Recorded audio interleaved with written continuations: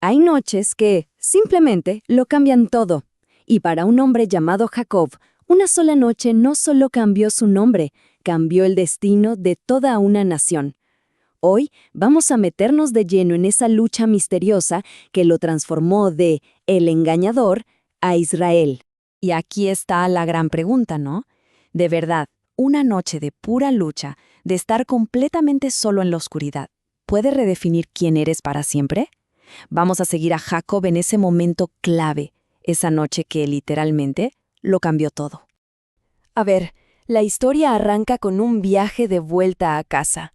Jacob lleva 20 años trabajando para su tío Labán y por fin decide regresar a su tierra.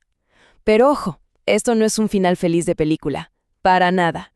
Este viaje está lleno de miedo, de dudas y de un pasado que lo viene persiguiendo. Y es que, claro, no vuelve solo. Aquí es donde la cosa se pone tensa. No es que vaya a recordar viejos tiempos y ya está. No.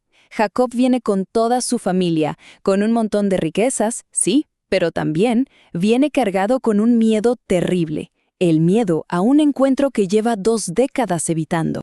Y de repente le llega un número. 400 hombres. Imaginen escuchar eso. Es lo que le dicen sus mensajeros. A Jacob se le debe haber helado la sangre, porque vamos, eso no suena para nada a un comité de bienvenida, ¿verdad?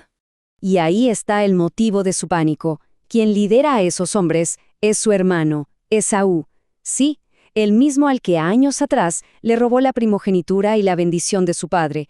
Y ahora viene hacia él con un pequeño ejército. En la cabeza de Jacob solo hay una idea. Viene a acabar conmigo y con toda mi familia. Bueno, ¿y qué hace Jacob frente a esto? ¿Se queda paralizado por el miedo? Pues no. Su reacción es súper interesante. Es una mezcla de, estrategia pura y dura, un intento de diplomacia y, al final, una oración desesperada. El plan nos dice mucho de cómo era él. Primero, lo práctico. Divide todo lo que tiene en 2 grupos. Piensa, si atacan a uno, quizás el otro se salva. Después, intenta calmar a Esaú. ¿Cómo? Enviándole un montón de regalos carísimos, uno tras otro. Y ya cuando siente que hizo todo lo humanamente posible, ahí sí se pone a orar. Al lugar donde se le ocurrió esta idea lo llama Mahanaim. Es una palabra en hebreo que significa tal cual 2 campamentos. Y este nombre, como veremos, es más que una simple descripción de su estrategia. Esconde algo mucho más grande, una especie de pista sobre el futuro. Y en su oración, Jacob se abre por completo, se muestra totalmente vulnerable. Básicamente dice, mira, no soy digno de todo lo que me has dado. Salí de casa solo con un bastón y ahora tengo todo esto. Esa humildad es clave. Ya no es el mismo Jacob, el joven astuto y tramposo. El miedo lo ha cambiado, lo ha llevado a su límite. Y bueno, con todo esto llegamos al momento cumbre de la historia. Jacob ya hizo todo lo que podía hacer. Está en su punto más bajo, más vulnerable. Y es justo ahí, en ese preciso instante, que pasa algo totalmente inesperado. La escena es potentísima, ¿no? Ya envió a toda su familia al otro lado del río para protegerlos. Y él se queda atrás, solo, completamente solo en medio de la noche. Uno se pregunta, ¿realmente se está preparando para enfrentar a su hermano o está por enfrentar algo mucho más grande? Y de la nada aparece un hombre. El relato no te dice ni quién es ni de dónde salió. Simplemente se le acerca y empiezan a luchar. Y no es una pelea cualquiera, es un combate cuerpo a cuerpo brutal que dura toda la noche, hasta que sale el sol. Esto no es un sueño, es real. Pero claro, esta pelea es mucho más que solo sobrevivir a la noche. Lo que está en juego aquí es su propia identidad. Lo que salga de este enfrentamiento va a ser una transformación tan, pero tan profunda, que sus ecos llegan hasta el día de hoy. Y el cambio es radical. Piensen en esto. Su nombre de nacimiento, Jacob, significaba algo así como el que engaña, el suplantador. Y de repente le dan un nombre nuevo, Israel, que significa el que lucha con Dios. O sea, pasa de ser definido por sus trampas a ser definido por su perseverancia ante lo divino. Es una proclamación que lo cambia todo. Le dicen, mira, tu nombre ya no va a ser Jacob, de ahora en adelante serás Israel.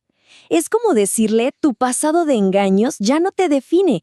Lo que te define ahora es esta lucha, esta resistencia. Y en ese momento, a Jacob le cae la ficha. Entiende la dimensión de lo que acaba de pasar. Por eso llama a ese lugar Peniel, que quiere decir rostro de Dios. Se da cuenta de que no luchó contra un hombre cualquiera, ni siquiera contra un ángel. Tuvo un cara a cara con lo divino. Así que, al amanecer, Jacob se va de ahí con 3 cosas: un nombre nuevo, la bendición que tanto quería y una cojera para el resto de su vida. La transformación le costó algo. Esa herida se convierte en un recordatorio permanente de esa noche, de su lucha y, sobre todo, de su dependencia. Pero la historia no termina ahí. Esto es mucho más que la anécdota personal de Jacob. Hay un significado más profundo, uno profético. ¿Qué nos dicen las interpretaciones antiguas sobre todo esto? ¿Se acuerdan de Mahanaim, los 2 campamentos? Bueno, algunas interpretaciones ven esto como una profecía. Piensan que esos 2 grupos son una imagen de cómo el pueblo de Israel se dividiría más adelante. Por un lado, los judíos, y por otro, las tribus perdidas, que algunos conectan con el cristianismo. La idea es que fue un plan divino para protegerlos. Si atacaban a un campamento, el otro podía sobrevivir. Y la profecía también habla de que algún día se volverán a unir. Entonces, la pregunta del millón, ¿quién era ese hombre misterioso? Si Jacob dice que vio a Dios cara a cara, ¿con quién luchó en realidad? El texto original es un poco ambiguo a propósito, pero hay una explicación teológica para esto. La palabra técnica es teofanía. ¿Qué significa? Una manifestación visible de Dios. O sea, no era Dios en toda su esencia, sino una forma en que se hizo visible, tangible. La fuente que analizamos identifica esta aparición como una manifestación de Yeshua antes de su encarnación. Así que sí, Jacob estuvo literalmente luchando con Dios. Y esto nos lleva a la idea más potente de toda la historia. Siempre se dice que Jacob ganó la pelea, ¿no? Pero si lo pensamos bien, la verdadera victoria, la transformación, no llegó por su fuerza. Llegó, curiosamente, cuando se rindió. El momento clave es cuando ya no puede más. Está herido, agotado, y se aferra a su oponente. Pero ya no para pelear, sino para suplicarle. Le dice, no te suelto si no me bendices. En ese preciso instante, cuando se rinde, cuando reconoce que solo no puede y pide ayuda, ahí es cuando el viejo Jacob muere y nace Israel. Al final, la historia de Jacob nos deja pensando, nos hace preguntarnos, ¿cuál es nuestro propio Peniel? ¿Cuál es ese momento de lucha, ese encuentro con la verdad que, aunque nos deje marcados, nos da la chance de empezar de nuevo, de tener una nueva identidad? Es una pregunta que sigue tan vigente hoy como hace miles de años. Hoy nos vamos a meter de lleno en un capítulo de la Biblia que es, bueno, es puro cine. Génesis 32. Totalmente, pura atención. Y tenemos un análisis fascinante del canal Descubre la Biblia, que le saca unas capas de significado profético que de verdad son increíbles.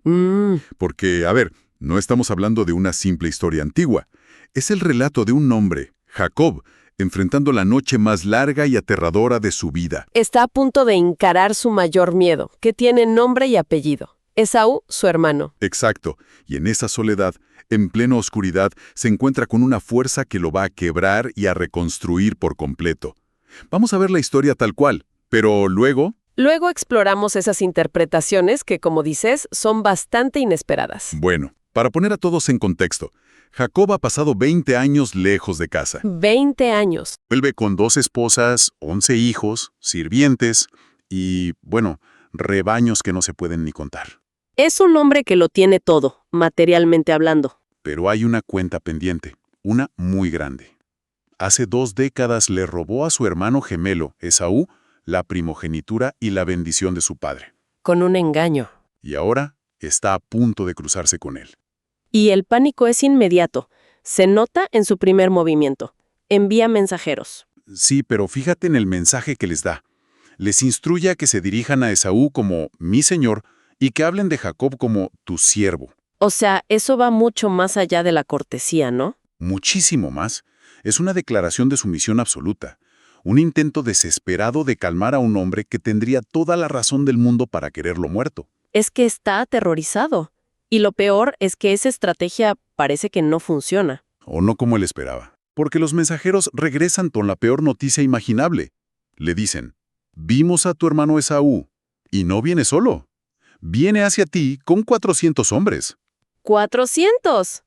Eso no es un comité de bienvenida. Para nada, eso es un ejército. ¡Exacto! La reacción de Jacob es de puro terror. Y es aquí donde su mente de estratega se activa. En modo supervivencia total. Totalmente. Su gran plan es dividir absolutamente todo lo que tiene en 2 campamentos. Todo. Su familia, sus rebaños, sus posesiones. Todo partido en 2. La lógica es brutalmente pragmática. Si Esaú llega y aniquila al primer grupo, quizás el segundo tenga una oportunidad de escapar. ¡Qué terrible! Es terrible, pero es pura estrategia. Y es increíble ver esa dualidad en él. Por un lado, el hombre calculador. Y por otro, un hombre que se ve tan superado que lo único que le queda es rezar. Y la oración que hace es, bueno, es muy reveladora. Sí, lo es. Totalmente. En esa oración se ven 2 cosas clave.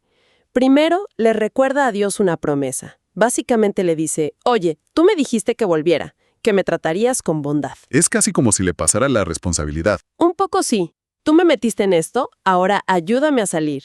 Pero la segunda parte es la que muestra un quiebre en su carácter. Admite, no soy digno de todo el amor que me has mostrado. Y dice, cuando crucé este río para irme, no tenía más que mi bastón. Exacto. Es la primera vez que vemos al gran Jacob, el suplantador, el astuto, reconocer que todo lo que tiene no es por mérito propio, sino un regalo. Es un momento de humildad nacido de la desesperación más absoluta. Pero aún en esa desesperación, sigue moviendo sus fichas, y el regalo que prepara para Esaú es una locura. No, es un detallito. Para nada. Estamos hablando de una fortuna en ganado. La lista es larguísima. 200 cabras, 20 chivos, 200 ovejas, 20 carneros. 30 camellas amamantando, 40 vacas, 10 toros. 20 burras, 10 burros. Una barbaridad. Y la estrategia de entrega es igual de calculada. No manda todo el rebaño junto. Cierto. Da la orden de enviarlos en oleadas, un grupo tras otro, dejando un espacio entre ellos. Para generar un impacto psicológico. Justo. Que Esaú, en su camino, se tope una y otra vez con una muestra abrumadora de la riqueza y la sumisión de su hermano. Es un bombardeo de regalos para intentar ablandarlo. Bien, entonces ya envió los regalos, ya rezó, ya dividió a su gente, el plan está en marcha. Cae la noche y en un último movimiento hace que toda su familia cruce el arroyo de Jaboc. Y él se queda atrás. Solo, en la más completa oscuridad. Y uno pensaría que es un momento de calma, pero es justo ahí donde ocurre lo más inesperado de todo el capítulo. El texto dice, casi de la nada, que un hombre se le apareció y luchó con él hasta el amanecer. Y la primera pregunta es obvia. ¿Quién es este hombre? Claro, un asesino de Saúl, un ladrón. El texto es ambiguo a propósito, pero la interpretación que se analiza aquí es muy directa. No es un simple hombre, ni siquiera un ángel común. ¿Qué es entonces? Se lo identifica como una teofanía. Es un término que significa literalmente una manifestación visible de Dios mismo. O sea, Dios en una forma con la que se puede interactuar. Exacto. Y el propio Jacob llegará a esa misma conclusión un poco más tarde. Luchan toda la noche. Imagino la escena. Debió ser algo brutal, agotador. Y entonces llega un momento extraño. Dice que el hombre, al ver que no podía vencerlo, le tocó la articulación del muslo y se la dislocó. Pero ¿cómo que no podía vencerlo? Si es una manifestación de Dios, ¿no podría haberlo derrotado en un segundo? Esa es la pregunta clave. Y la lectura que se propone no es que la entidad divina estuviera, digamos, perdiendo una competencia de fuerza. Al contrario. Ah, ok. El hecho de que con un solo toque le disloquen la cadera es una demostración de poder absoluto. Es como si dijera, podría destruirte cuando quisiera, pero de esto no se trata. El toque cambia las reglas del juego. Exacto. Ya no es una lucha física, es otra cosa. La lucha no es para ver quién gana, sino para llevar a Jacob a un punto de quiebre. Y con la cadera dislocada, con un dolor que me cuesta imaginar, Jacob sigue sin soltarlo. ¡Es increíble! El hombre le dice, suéltame, que ya está amaneciendo. Y la respuesta de Jacob, herido y todo, es legendaria. No te soltaré hasta que me bendigas. ¡Qué tenacidad! A punto de enfrentar a un ejército físicamente roto y su único pensamiento es aferrarse a esa bendición. Es su última esperanza. Y es en ese momento de máxima debilidad y máxima tenacidad donde ocurre el cambio. La figura le pregunta algo muy simple. ¿Cómo te llamas? Él responde, Jacob. Y entonces viene la declaración que lo redefine todo. Ya no te llamarás Jacob, sino Israel, porque has luchado con Dios y con los hombres, y has vencido. Y el peso de ese cambio de nombre es gigantesco. Jacob viene de la misma raíz que Talón y se asocia con suplantador, engañador. Es el nombre que carga con todo su pasado de trampas y mentiras. Totalmente. Pero Israel le da una identidad completamente nueva, un propósito, un destino, para él y para toda su descendencia. Y es fascinante que, justo después, Jacob intenta devolver la pregunta. Ahora dime tu nombre. Pero la figura lo esquiva, le responde, ¿por qué preguntas por mi nombre? Y sin más, lo bendice. No revela su identidad, pero le concede lo que Jacob pedía. El encuentro termina. Jacob nombra a ese lugar Peniel, que significa rostro de Dios, y dice, he visto a Dios cara a cara, y todavía sigo con vida. Sale el sol. Y Jacob sigue su camino, pero ya no es el mismo. Se va cojeando. Y esa cojera hace la marca física, la cicatriz permanente que le recordará para siempre esa noche. Es un detalle potentísimo. No salió ileso de su encuentro con lo divino. Para nada. Y por eso se menciona que el pueblo de Israel no come el tendón de la cadera de los animales. Y ahora que tenemos la historia, podemos preguntarnos, ¿y todo esto qué significa? ¿Es solo un relato increíble o hay algo más? Aquí es donde el análisis se pone bueno. Aquí es donde se adentran las interpretaciones proféticas, y son realmente sorprendentes. Se empieza por un detalle del principio del capítulo, una palabra, Mahanaim. Cierto. Al inicio, antes de saber lo de Esaú, ve a unos ángeles y dice, este es el campamento de Dios. Y por eso llama al lugar Mahanaim, que significa 2 campamentos. Y luego, cuando entra en pánico, ¿cuál es su gran estrategia? Crear 2 campamentos. Es como una premonición. Exacto. Pero la interpretación profética que se plantea va mucho más lejos. Sugiere que esos 2 campamentos son una alegoría de las 2 casas de Israel. A ver, explícame eso. Un campamento simboliza a la casa de Judá, al pueblo judío. El otro, a las que se conocen como las ovejas perdidas de la casa de Israel. Espera. ¿Quiénes serían esas ovejas perdidas? Según esta interpretación, serían los descendientes de las tribus del norte de Israel que fueron dispersados entre las naciones hace milenios. Ok. Y se propone que muchos de ellos terminaron en Occidente y forman parte de las iglesias cristianas, y que en los últimos tiempos descubrirán su identidad israelita y se reunirán con Judá. Vaya. En esta visión, la división que hizo Jacob por miedo fue un reflejo de una estrategia divina de protección. Si un campamento es atacado, el otro puede sobrevivir. Se apoyan en profecías como las de Ezequiel 37 o Amós 9. ¡Qué locura! Pasar de una táctica militar desesperada a una profecía sobre el destino de un pueblo entero. Y hay otra conexión simbólica igual de potente. En esa oración de Jacob, cuando dice que no es digno, la palabra hebrea que usa es katonti, Catonti. que se podría traducir como me he hecho pequeño o pequeño soy. Ok, pequeño soy. ¿Y eso a dónde nos lleva? Nos lleva sorprendentemente al apóstol Pablo. Primero, el nombre Pablo significa pequeño. Ah, mira.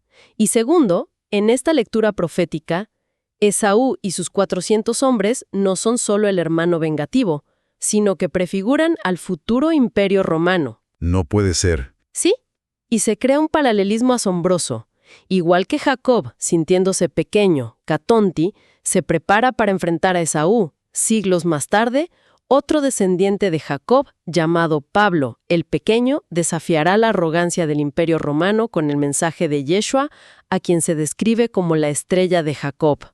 Es la misma dinámica. El pequeño contra el gigante, repetida a una escala histórica. Esta es una conexión que jamás se me hubiera ocurrido. Y hablando de patrones, aquí es donde la interpretación da un giro que lo cambia casi todo. ¿Aún hay más? mucho más. Y tiene que ver con la lucha misma. La imagen que todos tenemos es la de Jacob impidiendo que el ángel se vaya. Claro, el ángel dice, déjame ir, y Jacob se niega. Esa es la lectura tradicional, pero se señala que los pronombres en el hebreo original pueden ser ambiguos, ¿Y eso qué significa? que abre la puerta a una posibilidad diferente.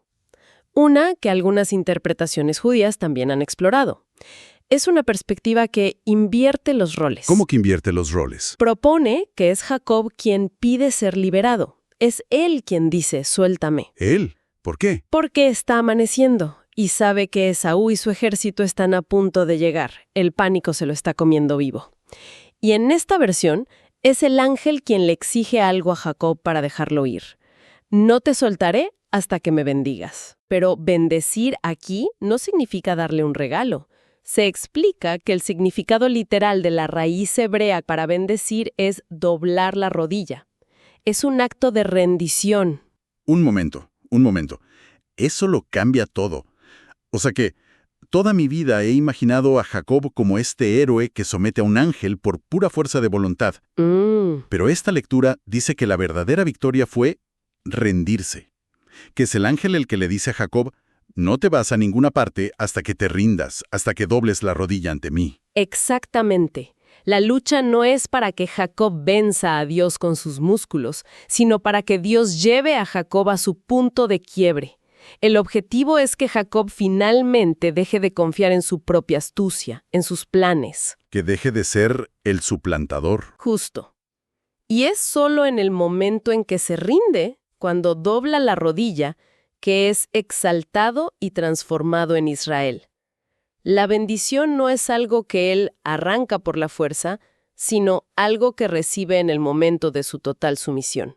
Es una idea mucho más humilde y sinceramente más profunda, porque nos dice que la transformación no llegó por su fortaleza, sino por su rendición. Y la conclusión que se extrae de esto es muy poderosa. Nuestro pasado, nuestros errores, nuestros engaños, tarde o temprano nos alcanzan.